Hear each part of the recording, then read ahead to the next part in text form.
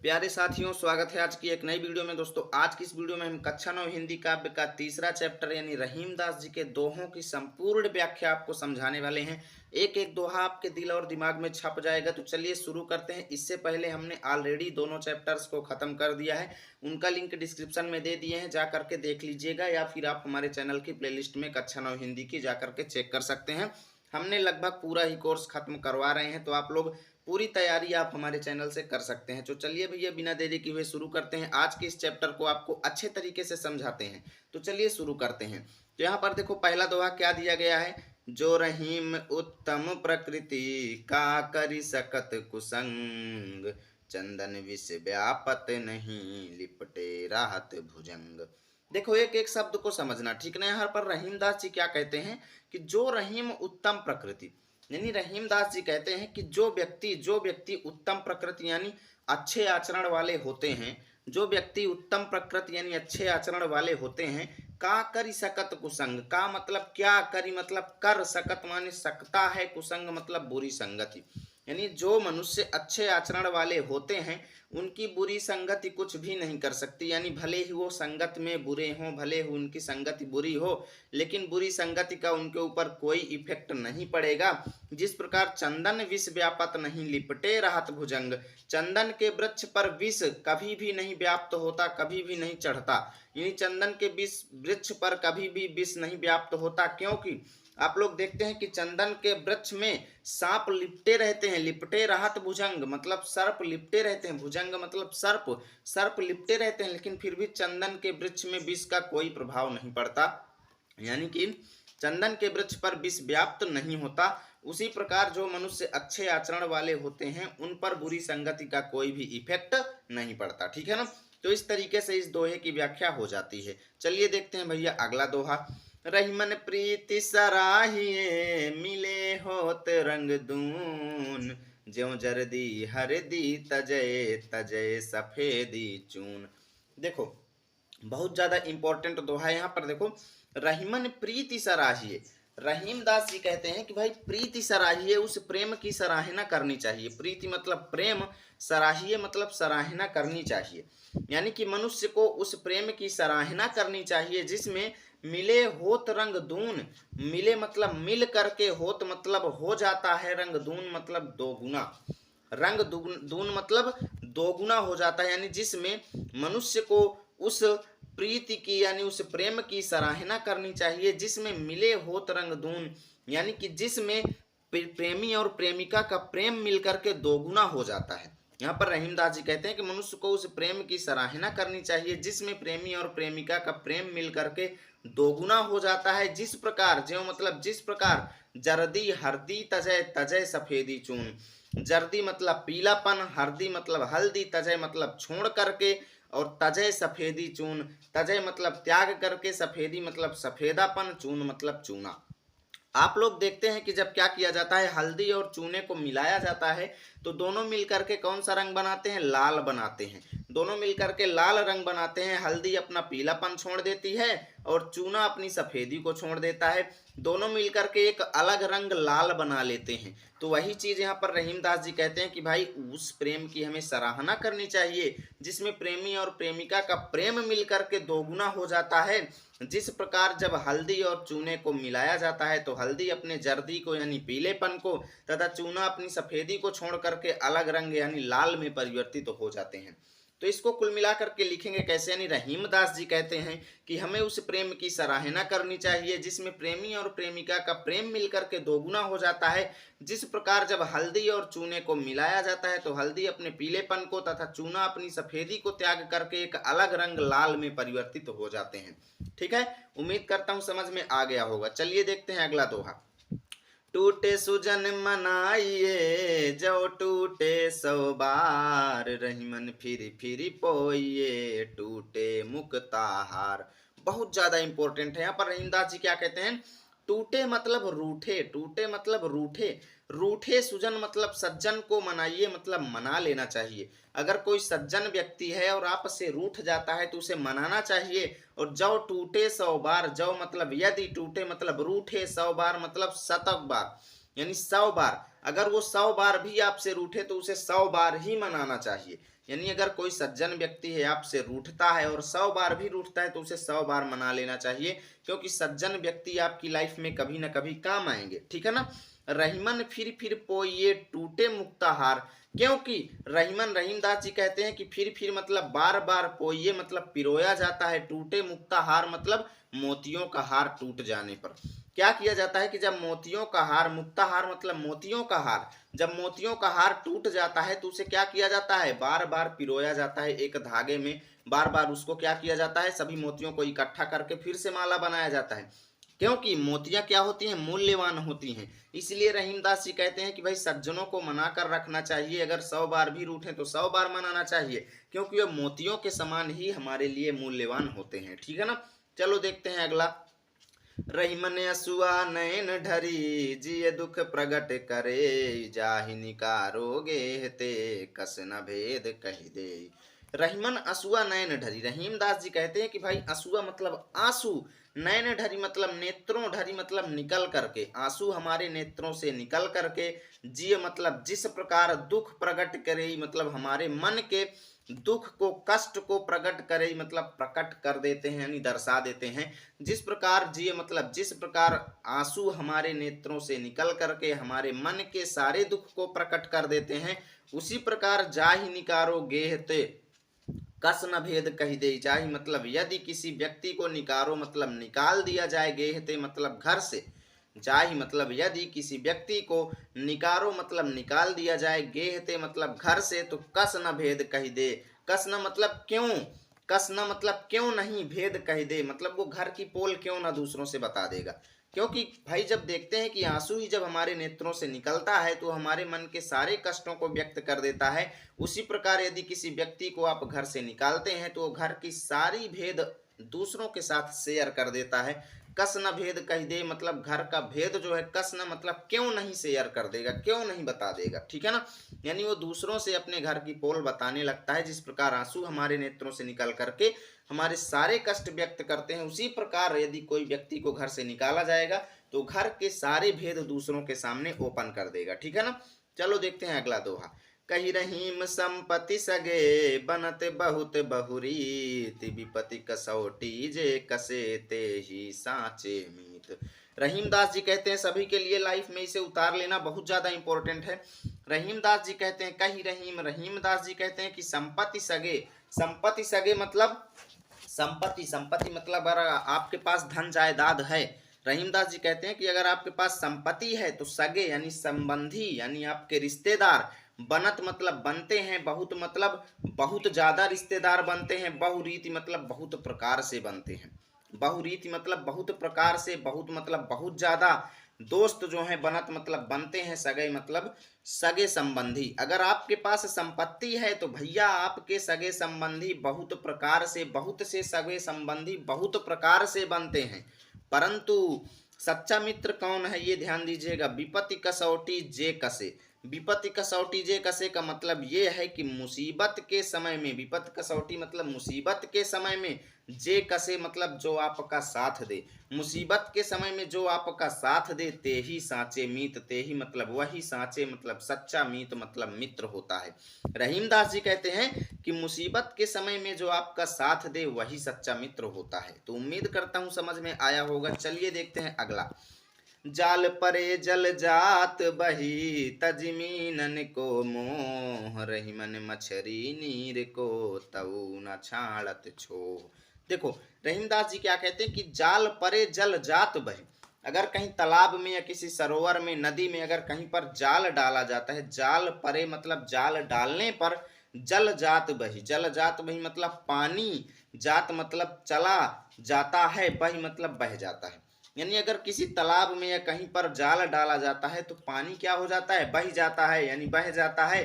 तज मीनन को मोह मतलब, तजी मतलब त्याग करके, मीनन मतलब मछली, को मोह मतलब मछली का मोह। यानी कि दोस्तों जब जल में जाल डाला जाता है तो होता क्या है कि पानी जो है मछली का मोह त्याग करके चला जाता है, यानी कि आप देखते हैं कि पानी में मछली और पानी की गाढ़ी मित्रता होती है, लेकिन जब जाल डाला जाता है तो भाई पानी मछली के मोह को छोड़ करके चला जाता है। लेकिन मछली को पानी से इतना ज्यादा प्रेम है दोस्तों, रहीमन मछली नीर को, यानी रहीमदास जी कहते हैं कि मछली को पानी के साथ, नीर को मतलब पानी के साथ इतना ज्यादा प्रेम है कि तऊ न छाड़त छोह। तऊ न छाड़त छोह मतलब इतना होने पर भी, तऊ न छाड़त छोह का मतलब ये है दोस्तों कि वो तड़प तड़प करके मर जाती है पानी के बिना, ठीक है ना। तऊ न छाड़त छोह मतलब वो तड़प तड़प के मर जाती है पानी के बिना। मछली को पानी से इतना ज्यादा प्रेम है दोस्तों कि वो तड़प तड़प करके मर जाती है, ठीक है ना। चलिए अब देखते हैं दोस्तों अगला दोहा। तो यहाँ पर देखो अगला दोहा क्या है। दीन सबन को लखत हैं, दीन ही लखै न कोय, जो रहीम दीन ही लखै, दीन बंधु सम होय। देखो बहुत ज्यादा इंपॉर्टेंट है। यहाँ पर रहीमदास जी कहते हैं कि दीन सबन को लखत है। दीन मतलब गरीब व्यक्ति, सबन को मतलब सभी की ओर, लखत है मतलब देखता है। गरीब व्यक्ति सभी की ओर देखता है, किस भरोसे, आसरा लेकर के कि शायद कोई व्यक्ति आएगा जो मुझे कुछ देगा खाने के लिए। यानी कि दीन सबन को लखत है, गरीब व्यक्ति सब की ओर देखता है, परंतु दीन ही लखै न कोई, दीन ही मतलब गरीब की ओर, लखै न कोई मतलब कोई नहीं देखता है। गरीब सब की ओर देखता है, दीन सबको लगता है आसरा लेकर के, लेकिन दीन ही लखै न कोई, यानी गरीब की ओर कोई नहीं देखता। और रहीमदास जी कहते हैं कि जो मतलब जो व्यक्ति दीन ही लखै मतलब गरीबों की ओर देखते हैं, अर्थात उनकी मदद करते हैं। गरीबों की ओर देखने का मतलब है कि गरीबों का सहयोग करते हैं, उनकी हेल्प करते हैं, उनको कुछ देते हैं, वो दीन बंधु सम होए। दीन बंधु मतलब गरीबों के दोस्त अर्थात भगवान के समान होते हैं। दीन बंधु सम होए मतलब, सम मतलब समान, होए मतलब होते हैं। दीन बंधु मतलब गरीबों के दोस्त अर्थात भगवान के समान होते हैं। ओके, चलिए देखते हैं अगला दोहा। प्रीतम छवि नयनन बसी, पर छवि कहाँ समाए, भरी सराय रहीम लखी, पथिक आप फिर जाए। देखो बहुत ज्यादा इंपॉर्टेंट है। यहाँ पर रहीमदास जी क्या कहते हैं कि प्रीतम छवि नयनन बसी।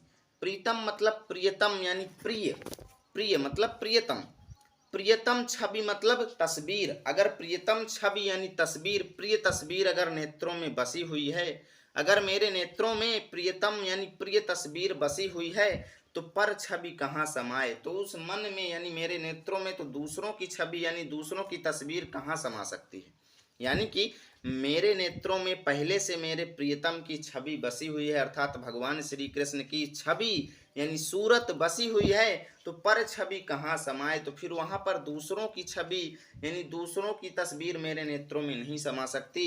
क्योंकि जिस प्रकार भरी सराय रहीम लखी, भरी सराय मतलब भरी यानी फुल, भरी मतलब फुल, सराय रहीम लखी। सराय का मतलब क्या होता है दोस्तों, सराय का मतलब होता है दोस्तों बैठने की जगह, ठीक है ना। तो यहाँ पर होता क्या है कि भरी सराय रहीम लखी, जब भरी सराय यानी अगर कोई बैठने की जगह भरी हुई हो और उसको कोई मनुष्य देख लेता है, तो पथिक आप फिर जाई। पथिक यानी जो राहगीर व्यक्ति है अपने आप फिर जाई मतलब लौट करके चला जाता है। तो यहाँ पर रहीमदास जी क्या कहते हैं कि भाई जिस प्रकार मेरे मन में मेरे प्रियतम की छवि बसी हुई है, तो दूसरी छवि मेरे नेत्रों में नहीं समा सकती। जिस प्रकार भरी सराय रहीम लखी यानी बैठने के स्थान को फुल देख करके, सराय के कई अर्थ होते हैं, एक अर्थ इसका वो भी होता है यानी कि सराय का मतलब होता है वाहन, ठीक है ना, वाहन भी होता है। इसके कई अर्थ अलग अलग स्थितियों के आधार पर ले लिए जाते हैं।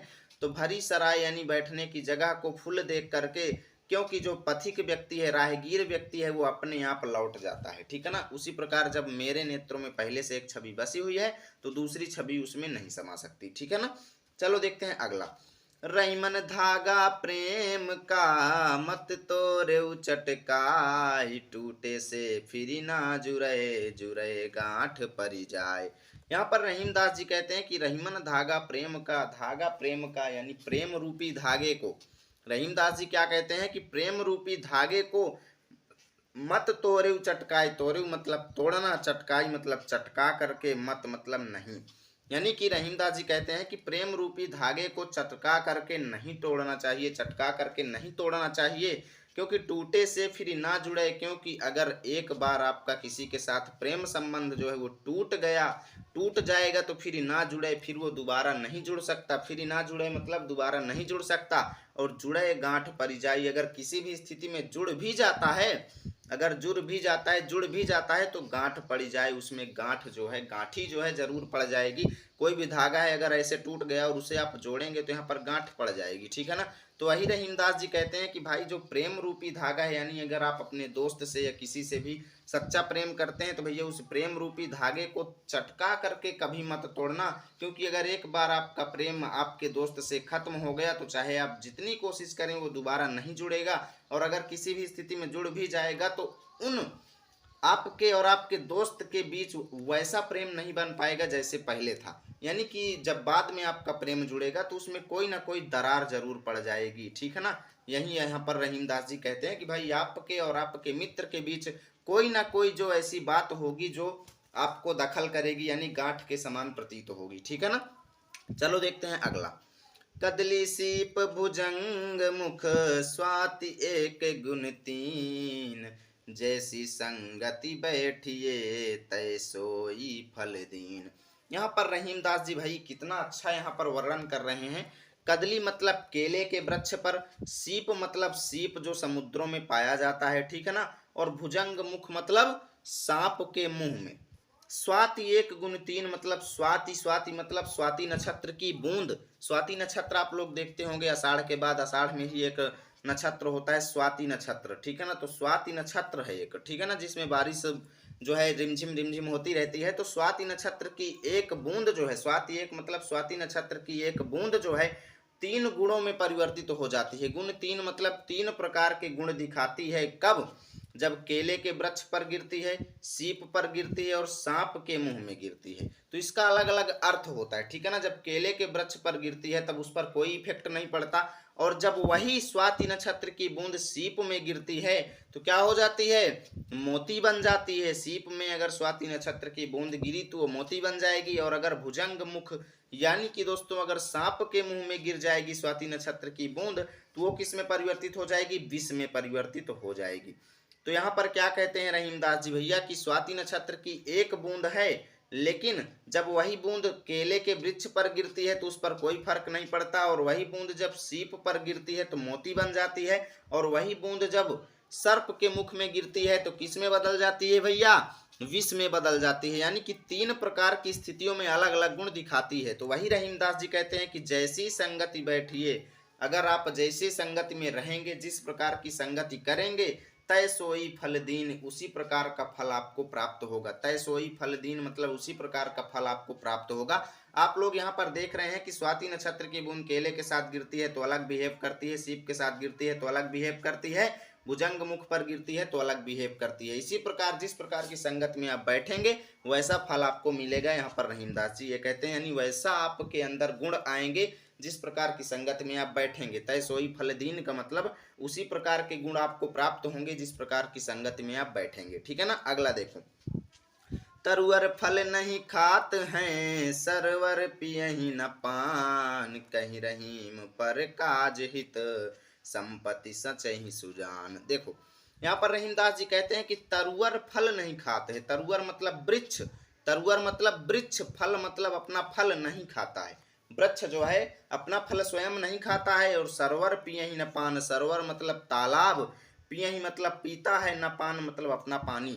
यानी कि दोस्तों यहाँ पर कहते हैं रहीमदास जी कि वृक्ष अपना फल स्वयं नहीं खाता है और तालाब अपना पानी स्वयं नहीं पीता है। रहीमदास जी कहते हैं कि पर काज हित मतलब दूसरों के हित के लिए, रहीमदास जी कहते हैं कि दूसरों के हित के लिए संपत्ति संचहि सुजान। संपत्ति संचहि सुजान का मतलब ये है, संपत्ति मतलब धन, संचहि मतलब इकट्ठा करते हैं, सुजान मतलब सज्जन लोग। यानी सज्जन लोग जो धन इकट्ठा करते हैं वो दूसरों के उपकार के लिए यानी पर काज हित वो इकट्ठा करते हैं। तो रहीमदास जी यही कहते हैं कि जिस प्रकार वृक्ष अपना फल स्वयं नहीं खाता, तालाब अपना पानी स्वयं नहीं पीता, उसी प्रकार जो सज्जन व्यक्ति होते हैं वो अपनी जो धन संपत्ति इकट्ठा करते हैं वो परोपकार के लिए इकट्ठा करते हैं, ठीक है ना, यानी दूसरों के हित के लिए। चलो देखते हैं भैया अगला। रहीमन देखी बड़ेन को लघु न दीजिए डारी, जहाँ काम आवे सुई कहा करी तरवारी। देखो रहीमदास जी कहते हैं कि रहीमन देखी बड़ेन को, रहीमदास जी कहते हैं कि देखी मतलब देख करके, बड़ेन मतलब बड़े लोगों को। अगर आपकी संगति बड़े लोगों से हो गई है, रहीमदास जी कहते हैं कि अगर आपकी संगति बड़े लोगों से हो गई है तो बड़े लोगों की संगति पा करके लघु न दीजिए डारी। लघु मतलब छोटे, न मतलब नहीं, दीजिए मतलब दीजिए, डारी मतलब छोड़। यानी अगर आपकी संगति बड़े लोगों के साथ हो गई है तो छोटे लोगों को मत टालिए, छोटे लोगों की संगति को मत तोड़िए, क्योंकि जहाँ काम आवे सुई, क्योंकि जहाँ पर सुई काम आ सकती है कहा करे तरवारी, वहाँ पर तरवारी मतलब तलवार कहा करे मतलब कुछ नहीं कर सकती। यानी कि दोस्तों अगर आपकी संगति बड़े लोगों के साथ हो गई है तो बड़े लोगों की संगति पाकर छोटे लोगों को मत छोड़िएगा, क्योंकि जहां पर सुई काम आ सकती है वहां पर तलवार कुछ नहीं कर सकती है। ठीक है ना। चलो देखते हैं अगला। यूं रहीम सुख होत है बढ़त देख निज गोत, ज्यों बड़री अखियां निरखी आखिन को सुख होत। ठीक है ना। रहीम सुख होत है, रहीमदास जी क्या कहते हैं कि भाई, रहीमदास जी कहते हैं कि सुख प्राप्त होता है बढ़त देख निज गोत। बढ़त देख मतलब बढ़ते हुए अर्थात उन्नति करते हुए, बढ़त देख मतलब उन्नति करते हुए, देख कर निज गोत मतलब अपने गोत को अर्थात अपने गोत्र को, अपने वंश को। तो यहाँ पर रहीमदास जी कहते हैं कि जिस प्रकार घर के मालिक को अपने परिवार को बढ़ता देख करके क्या होता है, सुख होता है, उसी प्रकार यानी ज्यों मतलब जिस प्रकार, ठीक है ना, ज्यों मतलब जिस प्रकार बड़री अखियां निरखी आखिन को सुख होत, ज्यों मतलब जिस प्रकार अखियां निरखी मतलब बड़ी बड़ी आंखों को देख करके, अपनी बड़ी बड़ी आंखों को देखकर, बड़री मतलब बड़ी बड़ी, अखियां निरखी मतलब आंखों को देख करके, आखिन को सुख होत मतलब हम लोगों को सुख होता है, उसी प्रकार जो घर का या किसी वंश का जो मालिक होता है, जब वो अपने गोत्र को अर्थात अपने गोत्र यानी परिवार को, फैमिली को अर्थात वंश को जब बढ़ता हुआ देखता है तो उसे सुख प्राप्त होता है। ठीक है ना। ठीक उसी प्रकार जिस प्रकार हमें अपनी बड़ी आंखों को देख करके प्रसन्नता महसूस होती है, उसी प्रकार जो व्यक्ति अपने गोत्र को बढ़ता हुआ देखता है उसको सुख प्राप्त होता है। ठीक है ना। चलो देखते हैं अगला। रहीमन ओछे नरन ते तजौ बैर अरु प्रीति, काटे चाटे स्वान के दुह भांति विपरीत। देखो भाई बहुत ज्यादा इंपॉर्टेंट है। रहीमदास जी कहते हैं कि ओछे नरन ते, ओछे नरन ते मतलब दूसरे, यानी ओछे नरन ते का मतलब ये है जो आपके दुश्मन लोग हैं। ठीक है ना। ओछे नरन मतलब दुश्मन लोग हैं। रहीमदास जी कहते हैं कि अपने दुश्मनों ते मतलब से, तजो मतलब छोड़ दो, बैर और प्रीति मतलब बैर करना या फिर प्रेम करना, दोनों ही छोड़ दो।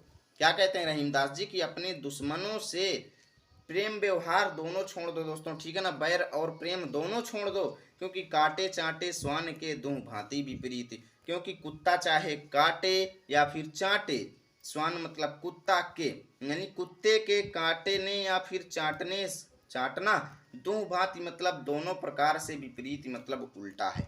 यानी रहीमदास जी कहते हैं कि भाई कुत्ता चाहे काटे या फिर चाटे, दोनों ही प्रकार जो है हमारे लिए घातक है। इसीलिए रहीमदास जी कहते हैं कि भाई दुश्मनों से प्रेम और व्यवहार दोनों छोड़ दीजिए। ठीक है ना। क्योंकि अगर कुत्ता जो है चाहे काटे या फिर चाटे, दोनों ही हमारे लिए घातक सिद्ध हो सकते हैं। ठीक है ना। तो भैया यहाँ से ये चैप्टर आपका फिनिश होता है। उम्मीद करता हूँ वीडियो तो बहुत ही ज़्यादा अच्छी लगी होगी। प्लीज़ लाइक और शेयर ज़रूर कर देना। ठीक है ना। मिलेंगे आपके साथ नए वीडियो में, तब तक के लिए जय हिंद जय भारत।